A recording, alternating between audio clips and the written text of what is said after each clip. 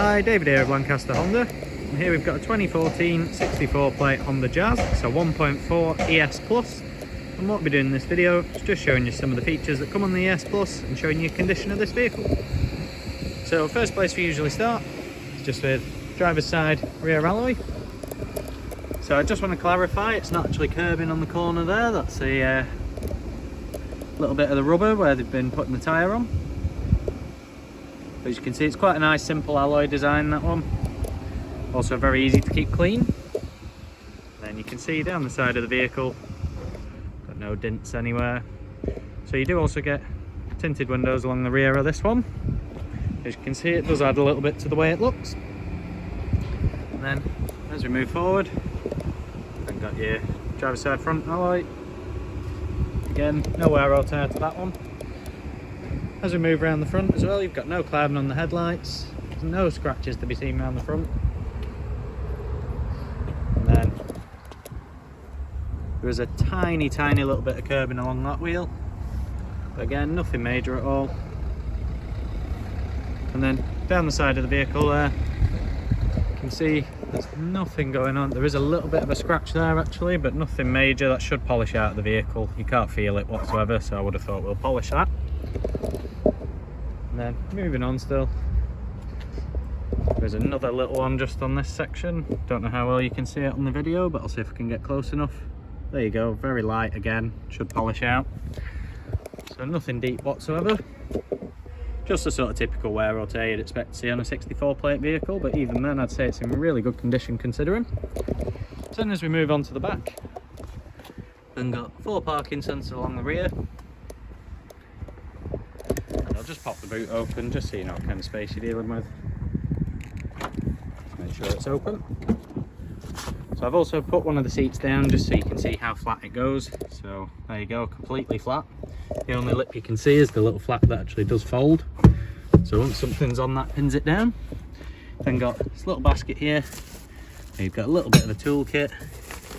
We've got the little bit you attach to the tyre inflation kit as well, just because I didn't want to squeeze it into that little compartment there and damage it. This section also lifts up as well, so you can have it sort of dual leveled, and then you've got your spare wheel underneath. But for now, I'll just pop that down and go towards the rear of the vehicle. So in the back, I've already put one of the seats up as well. So Hondas usually will have the magic seat. Just means that you can fold the base of the seat up and create loads of room inside the cabin. So again, you can have the seat completely flat like that one down there. You can have it lifted up like that, and they both do it, so you can have both sides up and you can essentially use it like a mini little van if you really want.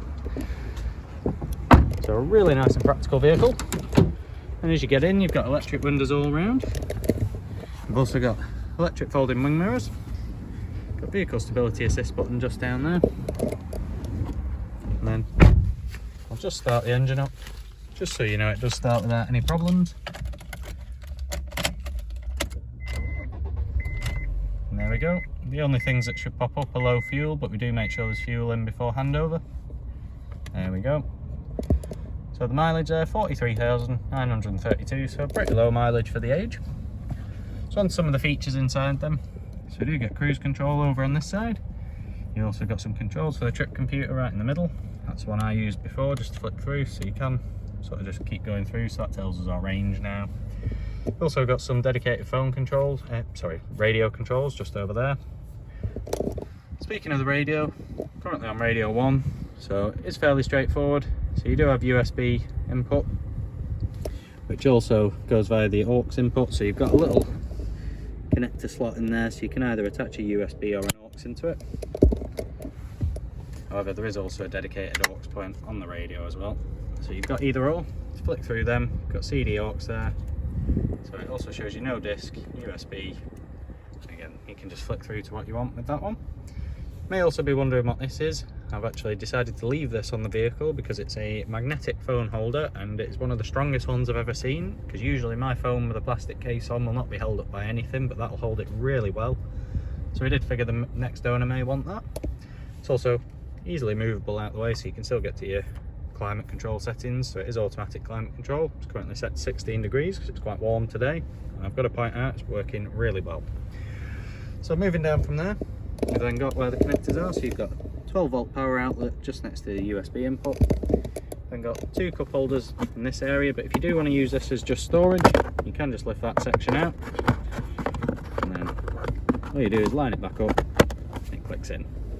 You've got 5-speed manual gearbox behind that, and a nice manual handbrake.